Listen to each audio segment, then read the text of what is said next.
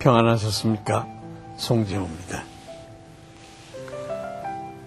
향토적이며 개성 있는 그림을 그렸던 이중섭이라는 화가가 있었습니다.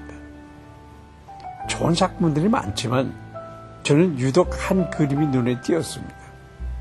바로 그 작은 엽서에 그린 바다와 물고기라는 그림입니다. 이 그림은 물고기 두 마리가 바닷물 위로 뛰어오르는 장면을 담았는데요.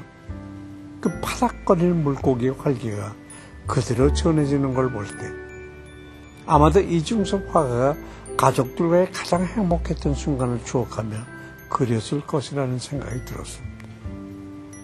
당신의 최고의 순간은 언제입니까? 과거입니까? 아니면 아직 다가오지 않은 미래입니까? 근데 사실 과거도 아닌 미래도 아닌 바로 지금 이 순간이 우리에게 주신 최고의 순간입니다. 그리고 그렇게 믿을 때 우리는 매일 매 시간을 최고의 순간으로 살 수 있을 겁니다. 기억하십시오. 지금 이 순간이 주님이 주신 최고의 시간이다. 이 시간 최고의 은혜를 주실 주님을 기대하며 말씀 함께 보시겠습니다.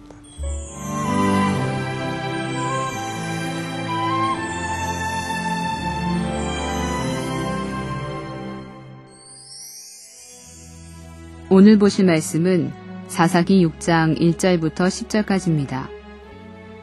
이스라엘 자손이 또 여호와의 목전에 악을 행하였으므로 여호와께서 7년 동안 그들을 미디안의 손에 넘겨주시니 미디안의 손이 이스라엘을 이긴지라. 이스라엘 자손이 미디안으로 말미암아 산에서 웅덩이와 굴과 산석을 자기들을 위하여 만들었으며 이스라엘이 파종한 때면 미디안과 아말렉과 동방 사람들이 치러 올라와서 진을 치고 가사에 이르도록 토지 소산을 멸하여 이스라엘 가운데에 먹을 것을 남겨두지 아니하며 양이나 소나 나귀도 남기지 아니하니 이는 그들이 그들의 짐승과 장막을 가지고 올라와 메뚜기 떼같이 많이 들어오니 그 사람과 낙타가 무수함이라. 그들이 그 땅에 들어와 멸하려 하니 이스라엘이 미디안으로 말미암아 궁핍함이 심한지라. 이에 이스라엘 자손이 여호와께 부르짖었더라. 이스라엘 자손이 미디안으로 말미암아 여호와께 부르짖었으므로 여호와께서 이스라엘 자손에게 한 선지자를 보내시니 그가 그들에게 이르되 여호와께서 이같이 말씀하시기를 이스라엘의 하나님 내가 너희를 애굽에서 인도하여 내며 너희를 그 종 되었던 집에서 나오게 하여 애굽 사람의 손과 너희를 학대하는 모든 자의 손에서 너희를 건져내고 그들을 너희 앞에서 쫓아내고 그 땅을 너희에게 주었으며 내가 또 너희에게 이르기를 나는 너희의 하나님 여호와이니 너희가 거주하는 아모리 사람의 땅의 신들을 두려워하지 말라 하였으나 너희가 내 목소리를 듣지 아니하였느니라 하셨다 하니라.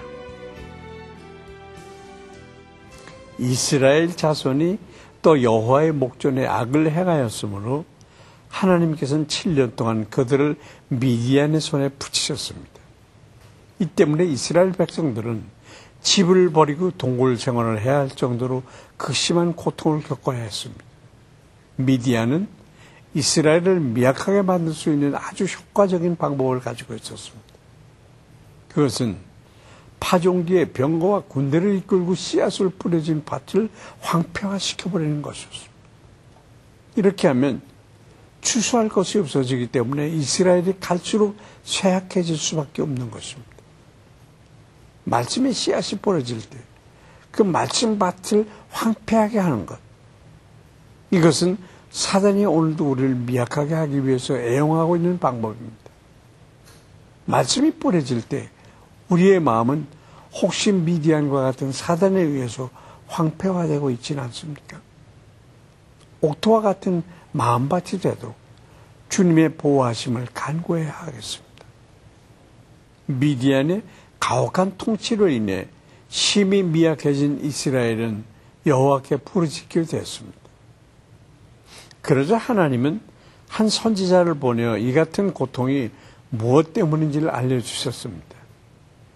먼저 하나님은 당신께서 이스라엘을 애굽인의 압제에서 구출하시고 가나안의 대적들을 쫓으시고 그 땅을 유업으로 주신 것을 다시 기억하게 하셨습니다.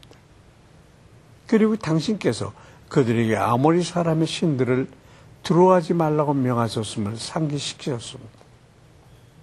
그리고 이스라엘 백성들이 전능하신 하나님의 이 같은 말씀을 얼마나 듣지 않았는지 지적하십니다. 결국 이스라엘이 당하는 고통의 이유는 하나님의 말씀을 청종하지 않고 두려워하지 않아야 할 것을 두려워하고 있었기 때문이라는 것입니다. 말씀을 존중하지 않는 자는 계속해서 말씀을 빼앗기게 됩니다. 미련한 두려움은 또 다른 두려움을 불러들이는 것입니다.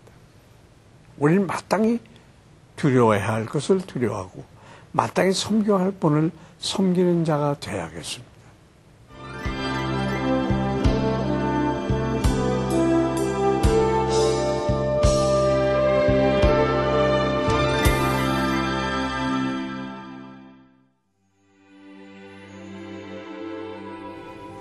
사랑과 자비가 풍성하신 하나님 아버지, 주님께서 우리에게 말씀의 씨앗을 뿌려주실 때 혹시 황폐한 우리 마음밭으로 인해 그 씨앗이 자라지 못한 적은 없는지 돌아봅니다. 우리 마음밭을 다시 새롭게 기경하여 씨앗이 떨어져 새싹이 돋고 자라 열매 맺는 모습이 되기를 원합니다. 오늘도 우리의 길을 인도하실 주님을 찬양하며 예수 그리스도의 이름으로 기도합니다. 아멘.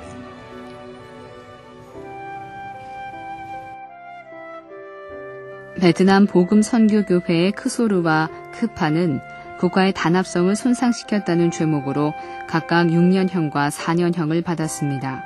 그들은 10달이나 아무 이유 없이 감금되었습니다. 당국자들은 그들에게 복음 선교교회의 지도자들이 불법으로 교회를 시작했다는 것을 고소할 것을 요구했지만 그들이 그것을 거부하자 분노했습니다. 크소르의 아내는 판사가 남편에게 당신은 여전히 그 종교를 믿겠습니까? 라고 질문했으며 남편은 심지어 죽음에 처할지라도 하나님을 향한 믿음을 포기하지 않을 것이라고 대답했다고 전해왔습니다. 죽음을 뛰어넘는 주님을 향한 사랑이 베트남 땅을 변화시키는 능력이 되도록 기도합시다. 대구 하면 떠오르는 것은 바로 사과죠. 그런데 이렇게 사과가 유명해지게 된 배경에는 한 선교사의 노력이 있었다고 하는데요. 원래 대구에는 효종 때 중국으로부터 전해진 것으로 보이는 능금이 많이 있었다고 합니다. 이 열매의 크기는 앵두 정도였는데요. 그런데 1898년 의료 선교사로 부임한 더블 존슨 선교사가 미국에서 사과 묘목을 들어와서 사택에 심었고 이때로부터 대구에 사과나무가 퍼져나갔다고 합니다. 한 선교사의 손에 들려진 작은 묘목으로 인해 지금은 사과가 대구의 명물이 된 것처럼 우리가 받은 작은 말씀의 씨앗을 잘 키워낼 때 그것은 60배, 100배 열매로 맺어지게 될 것입니다. 오늘 여러분의 삶에 말씀의 씨앗이 열매 맺기를 소망합니다. 송지의 퀴즈 동행 여기서 마치겠습니다. 감사합니다.